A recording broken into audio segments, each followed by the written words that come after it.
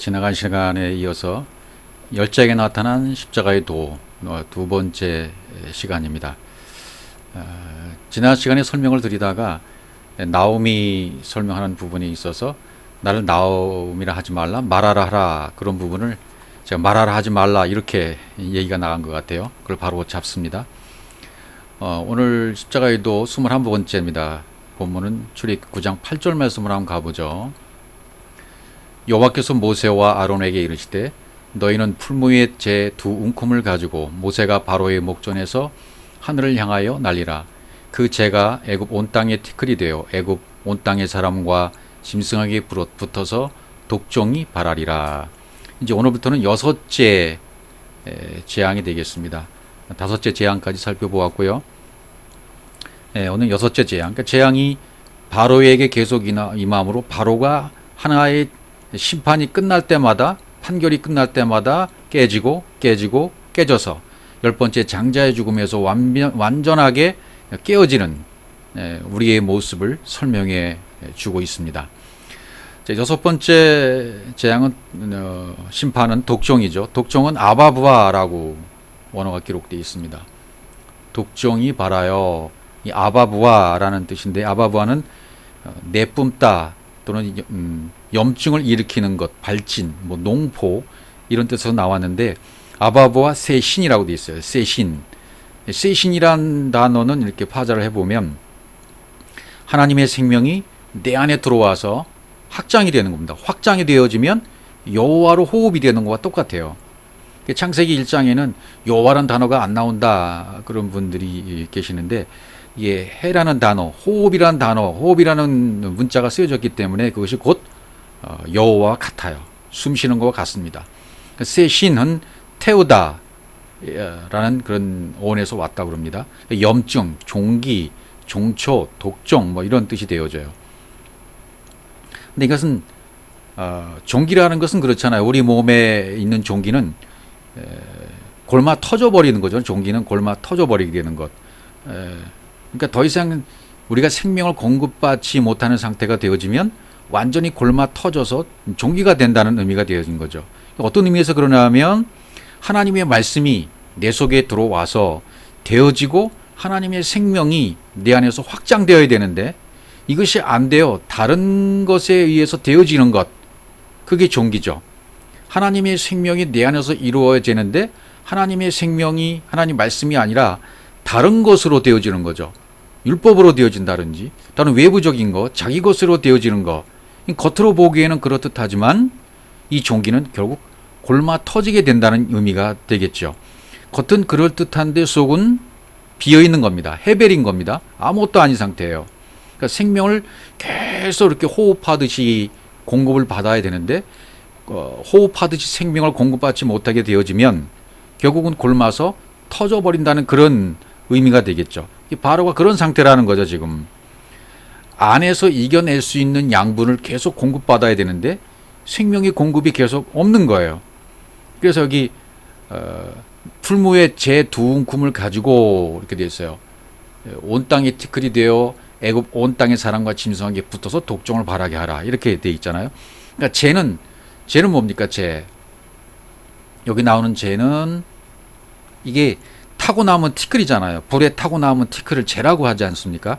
그러니까 내가 회개의 마음이 되는 것을 말하죠. 회개의 마음이 되는 거. 재가 된다, 티끌이 된다. 욥기에도 잘 나와 있는 표현이죠. 그러니까 나는 죽어있는 티끌에 불과합니다. 나는 먼지에 불과합니다. 티끌에 불과합니다. 라는 고백. 근데 육신으로 된 이게 두 움큼이라고 되어 있죠. 9장 8절에 보시면, 앞절로 다시 가보시면 여기 두 움큼, 풀무에 제 두 움큼을 가지고 그랬어요. 두 움큼의 재니까 두 움큼이라는 의미는 내 안에 있는 선과 악의 두 움큼의 재를 말해요. 선과 악으로 판단하는 두 움큼의 재. 육으로 보는 재라고 볼 수 있는데 선과 악의 기준을 가지고 보고 있어요. 두 움큼의 재가 다 타야 된다는 그런 의미가 되어지는 거죠.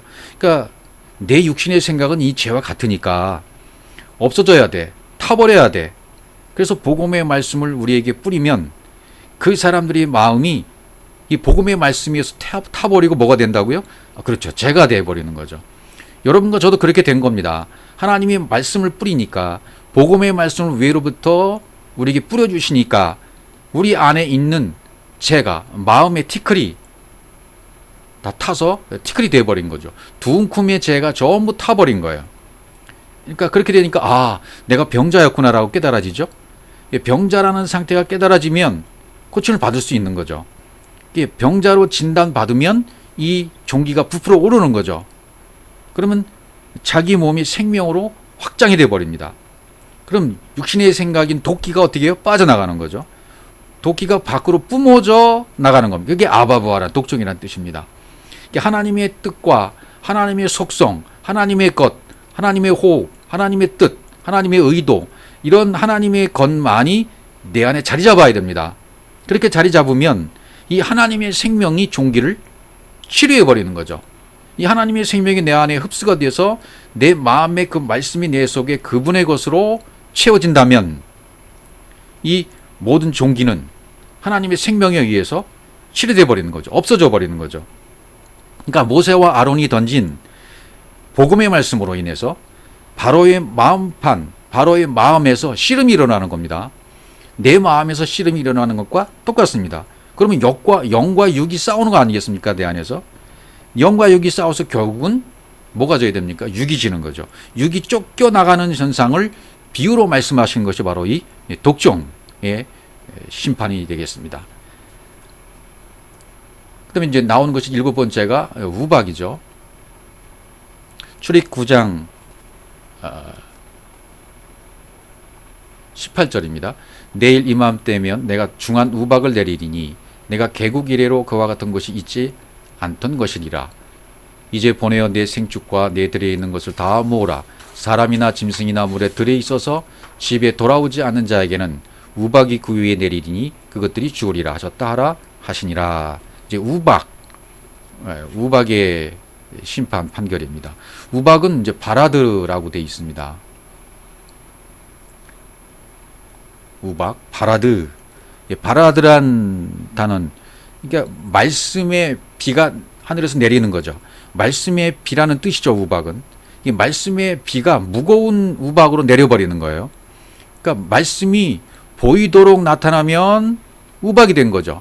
말씀이 보이도록 나타나면 우박인데 그 딱딱한 우박은 뭡니까? 코체죠. 바사르예요. 바사르, 고기, 율법이 되는 거죠. 딱딱한 우박. 이 바로의 영적인 상태가 바로 우박과 같다는 거죠. 바사르라는 겁니다. 율법이라는 겁니다. 그러니까 우박이 내려진 상태가 되면 어떻게 돼요? 교회 안에, 내 안에 뭐가 있는 겁니까? 어떤 친밀함이 없어요. 냉철함이 없어요. 그러니까 차가운 말씀만 있는 거죠. 차가운 율법의 말씀만 있어요. 그러니까 아주 차갑게 말씀을 대할 때 차갑게 대해서 내 안에 말씀과는 부드럽고 따뜻한 그분의 품 같은 그 말씀, 그 말씀과는 상관없이 아주 냉철하고 차갑게 살아가는 상태. 그걸 우박이라고 말할 수 있겠죠. 이 우박이 내린 상태는 우박이 모든 것을 전부 깨트려 버리잖아요. 관계를. 그러니까 모든 관계를 깨어버리는 것. 그게 우박이죠. 모든 관계를 파괴시키는 것. 이런 것을 얘기하는 거죠. 이건 깨버려야 하는 것입니다. 우박은. 그러니까 우박을 보내신 이유가 뭐겠습니까? 깨버리라고. 우박을 보내어서 율법을 가중시켜서 진리로 사랑으로 변화되어야 된다는 것을 말씀하고 있는 것입니다. 항상 율법은 가중시켜야만 그 율법이 깨달아지는 거예요. 이게 뭔지를, 허상임을, 꿈임을 깨달아지는 거예요. 아무것도 아니라는 것을. 티클이라는 것을 깨닫게 되어지죠. 그러면 사랑으로 전환되는 가는 거죠.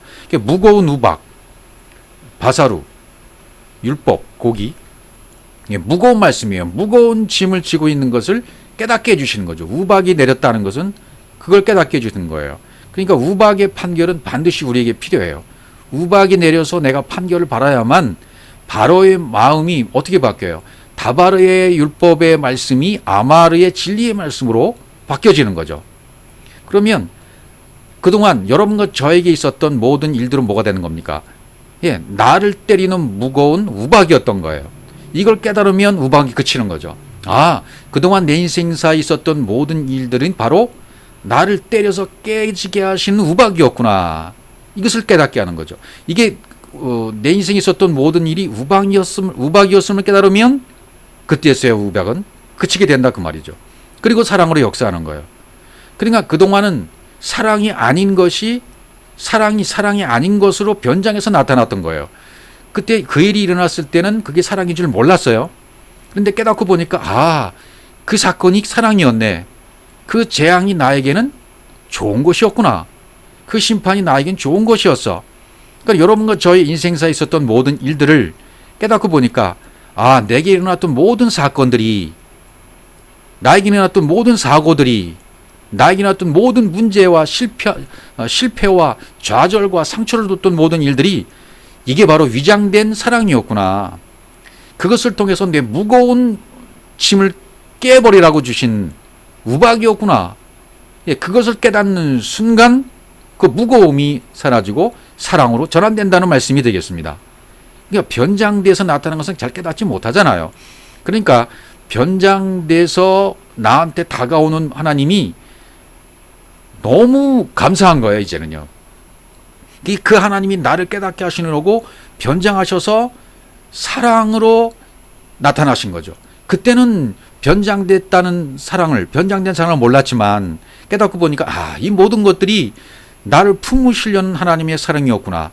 변장돼서 오셨던 하나님의 사랑이었구나. 이걸 깨닫게 되어지니까 그 사랑 앞에 굴복될 수밖에 없고, 그 사랑 앞에 눈물 질 수밖에 없고, 그 사랑 앞에 감격할 수밖에 없다는 것입니다. 이게 복음의 위력, 복음의 능력이에요.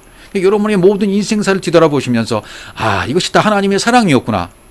나에게 좋은 것 주시려고 하는 하나님의 선물이었구나. 이걸 깨닫게 되어지는 거죠.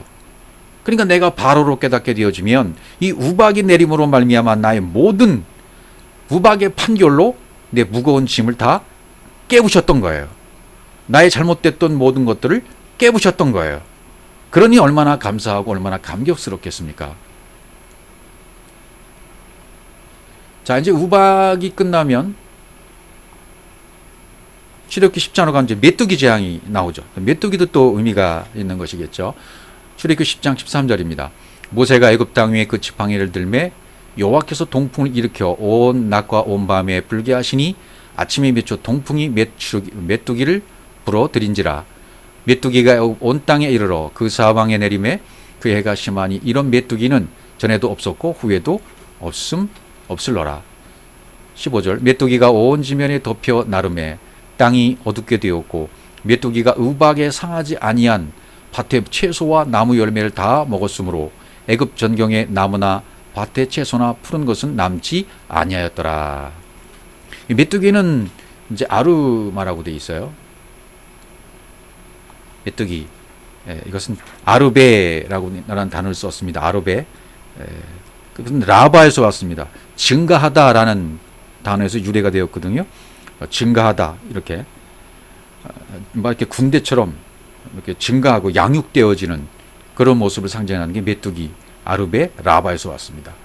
그러니까 애굽인이 자기의 소유로 가득 찬 율법의 군대였다는 거죠. 그래서 이 실상을 가르쳐주기 위해서 온 진리의 군대가, 그러니까 자기 자신의 실상을 깨닫기 위해서 와버린 진리의 군대가 메뚜기라는 얘기예요. 그러니까 메뚜기는 진리의 군대를 상징한 것이라고 보시면 되겠습니다. 그 모든 만물은 하늘의 생명을 알게 해주시는 표적이지 않습니까? 모든 만물에는 신성이 있어요. 온 우주 만물에는 그분의 기운이 있습니다. 이 온 땅은 전부 하나님으로 되어 있어요. 그걸 표적으로 주신 거예요, 모든 만물을. 그래서 그것을 실상으로 알고 먹고 배부른 깨닫게 하나님을 잘못 알았던 거죠. 메뚜기가 와서 하는 일은 그 실상을 가르쳐 주기는 거예요. 내가 잘못 알고 있는 우주 만물에 대해서 너희들이 먹고 있는 것은 잘못된 거야. 바른 것을 먹어야지. 바른 양식을 먹어야지. 이것을 가르쳐 주기 위해서 온 군대가 메뚜기의 군대라는 얘기죠. 그러니까 바로의 신하들과 애굽인들이 애지중지하는 그 밭의 식물 있죠. 밭의 식물, 또 나무, 짐승들, 소유물들 있죠. 이걸 다 없애버리는 거죠. 육신의 목숨을 유지시켜 주었던 이 모든 것을 갉아먹어 버리는 거죠, 메뚜기가. 예. 내 육신의 목숨이 최고였고 이것이 최고야. 이거 아니면 안 돼. 라고 생각했던 그 모든 것들을 메뚜기가 갉아먹어야 돼요. 그래서 메뚜기 심판을 보내시는 겁니다.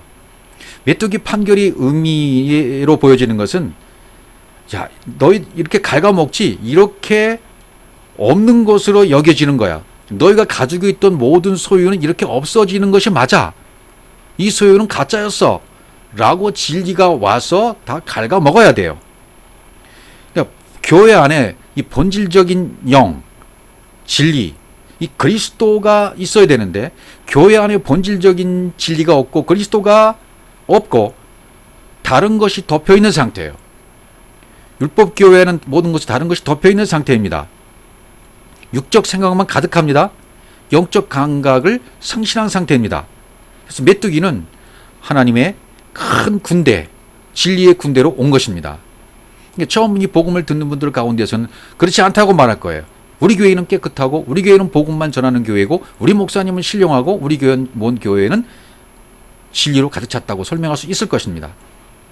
그러나 본질적인 영이 깨어나지 아니하면, 내 안에 목숨을 유지시켰던 이 소유를 다 펄어버리지 않으면, 갉아버리지 않으면 하나님의 진리의 군대가 와서 내 육의 모든 것들을, 내 목숨, 비오스, 생명같이 여겼던 모든 소유를 다 갉아먹어야 돼요.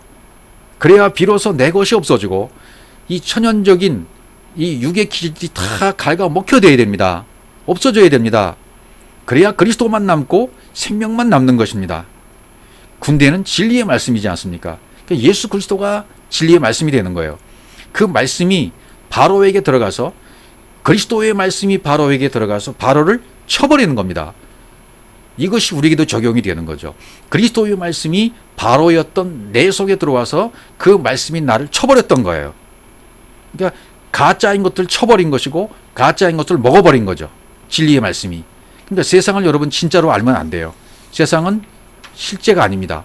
실제 존재하는 것이 아닌 나라는 것을 발견해야 돼요. 그걸 깨달아야 돼요. 그러면 그것이 먹혀버린 것이 되는 것입니다.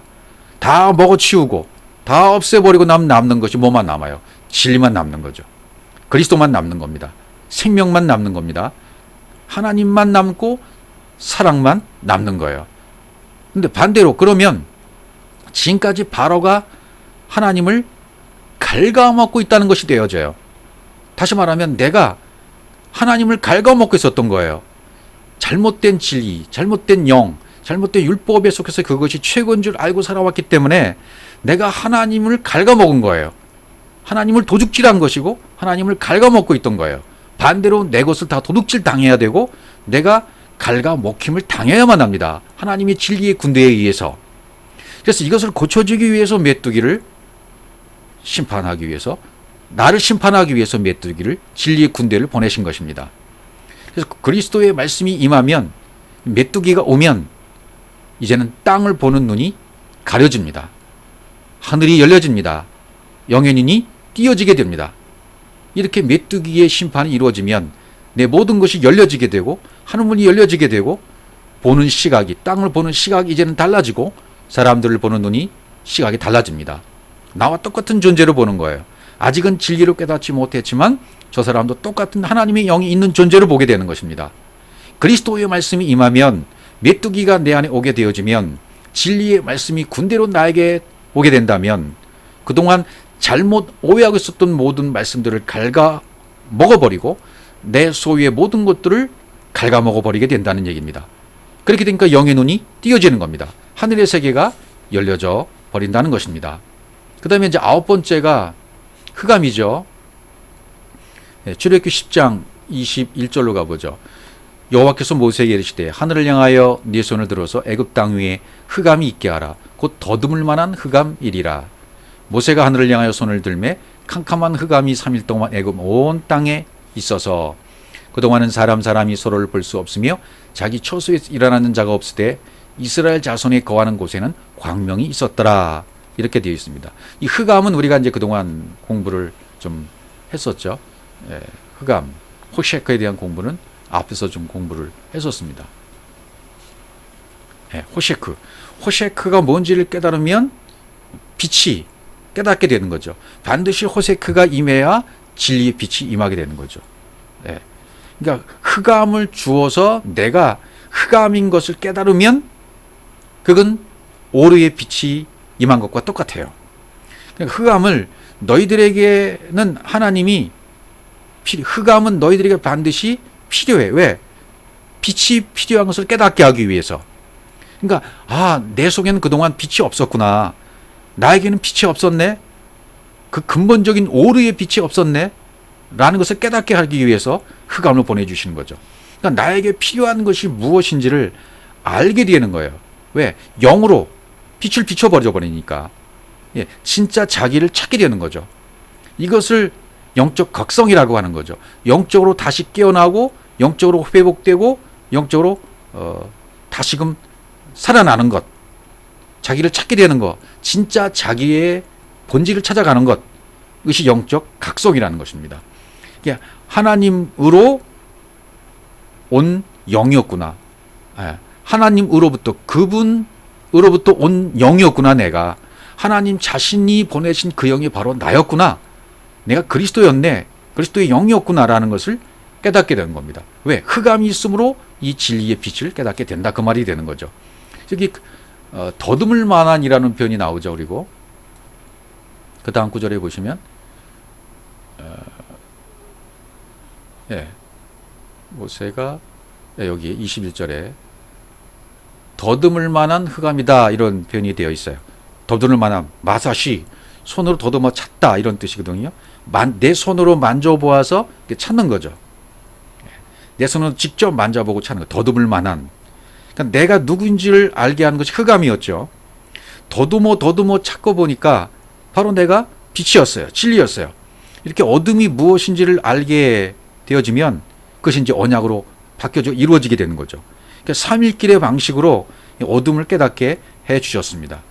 이렇게 그것을 이제 더듬을 만한 이런 마사시, 내가 손으로 더듬어서 더듬어서 찾고 보니까 내가 더듬을 만한, 내가 바로 빛이었다. 이 삼일길의 방식으로 이렇게 더듬어 가는 거죠. 과정을 통해서.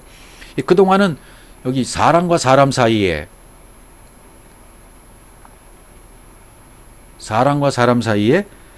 알아볼 수 없었다. 그런 표현이 나오죠.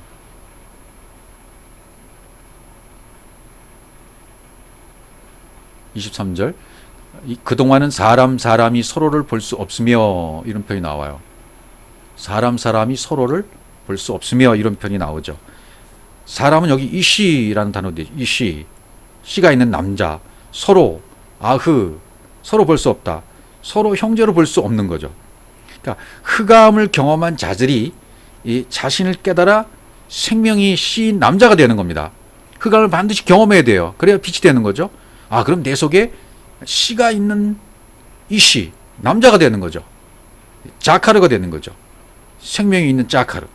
씨 가진 남자가 형제를 볼 수 없었다. 이게 뭐예요? 깨닫기 전에는 혈통으로의 형제로만 볼 수 있는 밖에 없는 거예요. 여기 서로랑 형제라고 되어 있잖아요. 형제를 제가 저번에 설명했을 때 뭐라고 그랬습니까? 연결되어 있는데 생명이 하나님의 생명과 하나님의 생명이 서로 연결되어 있으면 형제예요. 반드시 하나님의 생명과 하나님의 생명, 서로 이 생명과 생명이 연결되어 있는 자들이 형제인 것입니다. 이 하나님의 생명과 연결이 안 되어 있으면 형제라고 할 수가 없어요. 혈통으로 볼 때는 서로를 알아볼 수밖에 없죠. 서로를 볼 수 없는 거예요. 혈통으로 보고 혈통 육체로만 볼 수 있으면 서로 볼 수 없는, 서로 연결이 안 되니까, 서로 생명으로 연결이 안 됐으니까 서로 볼 수 없다라는 표현이 되는 거죠.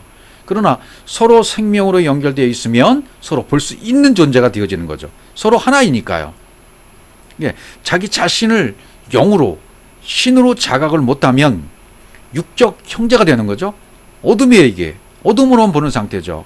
그러나 자기 자신이 영적 자각이 일어나서 깨어나면 생명으로 연결된 형제로 볼 수 있게 된다는 그런 의미가 되는 것입니다. 그래서 이스라엘 자손이 거하는 곳에 광명이 있는 거예요. 그래서 이스라엘 자손이 거하는 곳에는 광명이 있었더라. 하나님이 되어서 다스리는 영이 된 이스라엘 자손, 영적 자손, 그들이 거하는 곳에는 광명이 있었다. 이렇게 되어지잖아요. 그러니까 내가 영적 이스라엘이 되어지면 내가 오르예요. 빛이 되는 것입니다. 어둠을 깨달은 애굽인은 이스라엘과 하나예요. 하나라고 깨닫게 되는 거죠. 영이 되는 겁니다. 애굽인들이. 그러니까 결국은 내 안에 애굽인이 있고 이스라엘의 인이 함께 공존하는 겁니다. 결국은 이 구약의 성경의 애굽 이야기, 이스라엘 얘기를 쭉 전개된 모습을 보면서 이것들이 바로 내 안에 애굽과 이스라엘이 공존하고 있었구나. 이걸 깨달으면 여러분 자신이 진리로 되어져서 그분과 하나가 된 상태까지 갔다는 것을 증명하게 되는 것입니다. 그동안 내 안에 애굽이 있었고 이스라엘이 있었구나. 이를 깨닫게 되어지면 이제 흑암을 통해서 오류의 빛을 깨닫게 된 존재가 되었다. 그렇게 되어지는 것이죠. 그래서 반드시 흑암의 장자를, 흑암의 이 심판을 통과해서 마지막 장자의 죽음까지 가게 되는 것입니다. 출애굽기 11장 4절 모세가 바로에게 이르되 여호와께서 이같이 말씀하시기를 밤중에 내가 애굽 가운데로 들어가리니 애굽 가운데 처음 난 것은 위에 앉은 바로의 장자로부터 맷돌 뒤에 있는 여종의 장자까지와 모든 생축에 처음 난 것이 죽을지라. 이렇게 되어 있습니다. 마지막에 이제 장자의 죽음이 되는 겁니다. 애굽 가운데, 그 앞절에 보시면 애굽 가운데 여호와께서 이같이 말씀하실 밤중에 내가 애굽 가운데 들어가리니, 하나님이 애굽 가운데 들어가신다, 이런 표현이 쓰였어요. 애굽 가운데, 타베크 중앙. 이 타베크란 말은 중앙이 생겨서 이등분 되어지는 상태를 말하는 거죠. 애굽 가운데 마음의 중앙, 겉과 속의 중간이 되는 상태가 타베크입니다. 중간입니다. 성소와 지성소를 가로막고 있는 시장을 밤에 여호와께서 들어와 찢어주시는 거예요. 그러면 들어가시는 거죠. 찢어주셔야 들어가니까요. 영과 육이 통일되는 거죠. 그래서 이 타베크, 이등분, 중앙, 이런 단어가 생기는 겁니다. 애굽 가운데 들어가시는 거예요. 그분이 들어오셔야 되죠. 그분이 영으로 내 안에 그분 자체가 들어오시는 거예요. 그분의 속성, 그분의 뜻, 그분의 의도, 그분의 사역이 내 속에 들어와 버리는 겁니다. 하나님의 것이 내 속에 들어와 버리는 거예요. 이 나눠져 있다가 이등분되어 있다가 찢겨져서 휘장인 육체가 찢겨짐으로 말미암아가 하나가 되어 버리는 겁니다. 그래서 장자, 처음 난 것, 그건 베코르잖아요. 들어가리니 베코르. 애굽 가운데 처음 난 것은 위에 앉은 장자로부터, 베코르, 태를 열다. 베코르는 태를 열다, 그런 뜻입니다. 장저권을 주다, 초태생이 되다, 그런 뜻입니다. 육신의 생각으로 열매 맺었던 이스마일이 죽는 거예요. 육이 죽는 겁니다. 율법이 죽는 겁니다. 죽었다는 사실을 깨닫는 순간, 내가 이렇게 죽었다는 사실을 깨닫는 순간 내 안에 장자가 다 죽어버리는 겁니다. 장자의 목적은 뭐예요? 예수 그리스도가 나에게 필요하다는 것을 보게 해주시는 겁니다. 보게 해주시는 거예요. 장자인 예수 그리스도 앞에 모든 사람을 오게 하시기 위해서 10가지 판결로 마치시는 겁니다. 이 10가지는 지금까지 하나님의 모든 사역을 말하는 겁니다. 피부터 시작된 이 모든 10가지의 지금까지의 모든 재앙들이 하나님의 모든 사역, 하나님이 하신 호흡, 하나님의 모든 사역, 하나님 모든 양육 다 포함되는 겁니다. 그러니까 예수 그리스도와 사람이 연결되는 것은 어디입니까? 십자가죠, 십자가. 그러니까 모든 장자의 죽음을 통해서 죽음은 죽음이 아니다, 다시 살아나는 것이야, 이걸 알게 하는 거죠.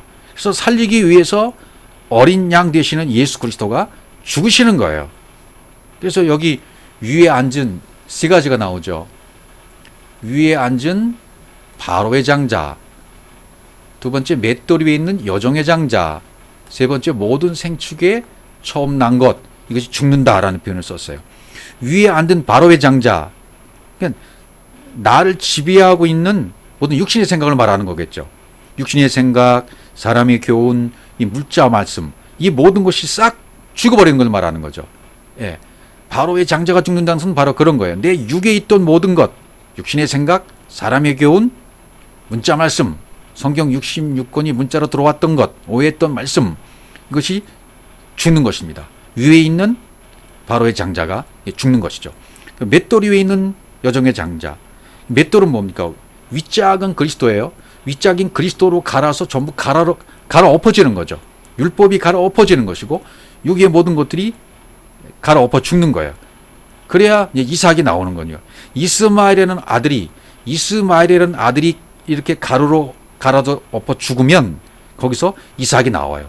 이삭이 나오니까 이삭은 뭐예요? 그리스도죠. 그러니까 아브라함도 그걸 깨달은 겁니다.